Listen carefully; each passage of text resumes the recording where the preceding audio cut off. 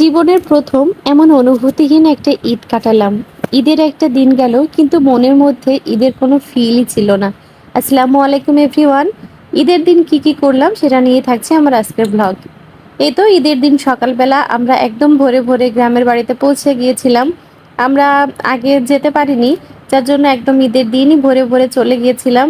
প্রথমে গিয়ে আমি আমাদের কোরবানির যে গরুটা ছিল ওটা দেখছিলাম। আগে থেকে না যেতে পারিনি যেহেতু, তাই হচ্ছে গিয়ে আগে আমি গরুটা দেখেছি। কারণ একটু পরেই তো আর দেখার কোনো সুযোগ থাকবে না। সেজন্য ভাবলাম আগে গরুটাই দেখে নিই। তারপর হালকা নাস্তা টাস্তা করে এখন এই তো আমি বাড়িতে ঘুরে ঘুরে দেখছি কোন গাছে কি ফল এসেছে, কাঁঠাল গাছে কেমন কাঁঠাল এসেছে, আম গাছে কেমন আম এসেছে। আমি বাড়িতে এসেছি প্রায় ধরতে গেলে বছর হয়নি, তবে বছরের কাছাকাছি। আমার সচরাচর বাড়িতে আসা হয় না। আর বাড়িতে যেহেতু কেউই থাকে না, ঘর এভাবে তালাবদ্ধই হয়ে থাকে। আর গাছের ফলমূল ওভাবেই পড়ে আর কি নষ্ট হয়ে যায়। তো মাশাআল্লাহ প্রত্যেকটা গাছে আম, কাঁঠাল থেকে শুরু করে লেবু থেকে শুরু করে প্রত্যেকটা গাছেই মাশাআল্লাহ অনেক ভালো ফল এসেছে।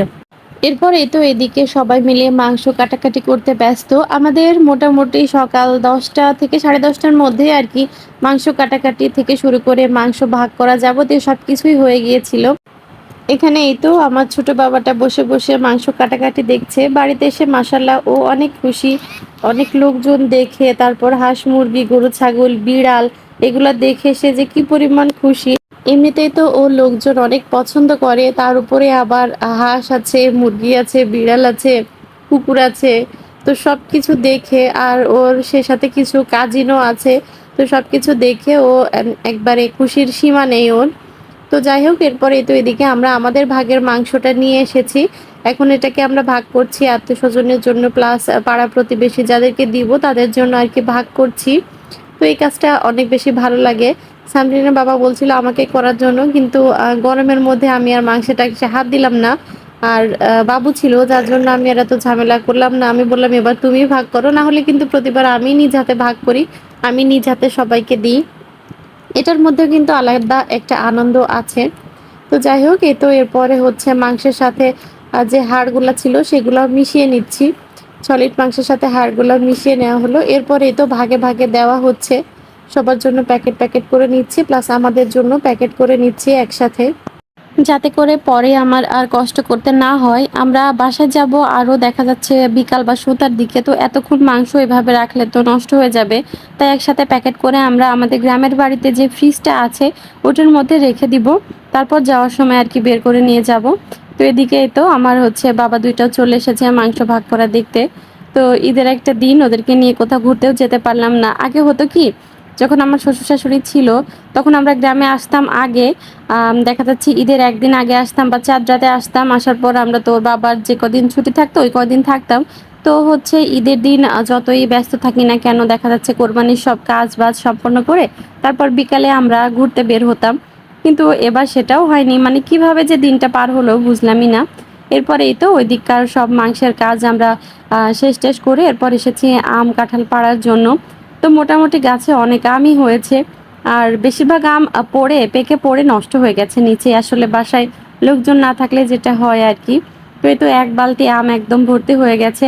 আরও কতগুলো আছে, যার জন্য আমি প্রথমে এগুলা বাড়িতে রেখে আসবো, তারপর আবার ওদেরকে বালতি এনে দিব যাতে করে ওরা বাকিগুলাও নিতে পারে। তো এই তো এইভাবে আর কি হচ্ছে আস্তে আস্তে করে আমরা সবকিছু গুছিয়ে নিচ্ছিলাম। এর ভেতরে আবার বাবু একটু হাঁটতে চাইছিল, যদিও ও নিজে নিজে হাঁটতে পারে না। হাঁটতে পারে না বলতে এখন একটু একটু পারে। তো হচ্ছে হাত ধরে যদি করা হয় তখন আর একটু বেশি ভালো পারে।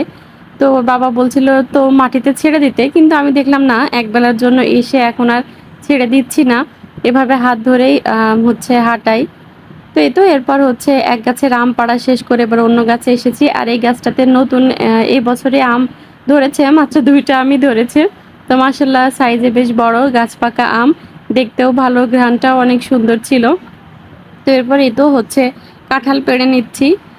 একসাথে আর কি আম কাঁঠাল সবকিছুই পেকে গেছে। তো আমি আর কি বলছিলাম যে আমরা বিগত ১ সপ্তাহ কোনো ভাত কোনো কিছুই খাবো না। শুধু আম আর কাঁঠালের উপরেই থাকবো। আমরা যে শুধু আমাদের জন্য আম কাঁঠাল পেড়েছি এমনটা না। আমরা থাকতে থাকতে প্রায় বেশিরভাগ আম কাঁঠালই পেড়ে হচ্ছে আত্মীয়স্বজন যারা আছে তাদের সবাইকেই আর কি কম বেশি করে দিয়েছি আর আমরা নিয়ে এসেছি। একা আর কতই বা খাওয়া যায়। আর দেখলাম যে হচ্ছে যদি এখন আমরা এগুলা পেড়ে ঠিকঠাক করে না রেখে যাই তাহলে গাছেই নষ্ট হয়ে যাবে। আর বাড়িতে বাকি যারা আছে, আমার চাচাতো জায়-টায়রা আছে ওদেরকে বলে এসেছি যে বাকি যেগুলো আছে সেগুলো আপনারা সবাই মিলে ভাগযোগ করে নিয়েন। তো এই তো এভাবে আরকি আমাদের ঈদের দিনটা কেটে গেল। তো আপনাদের ঈদের দিন কেমন কাটলো অবশ্যই কিন্তু একটা কমেন্ট করে জানাবেন। সবাই ভালো থাকবেন, সুস্থ থাকবেন। আল্লাহ হাফেজ।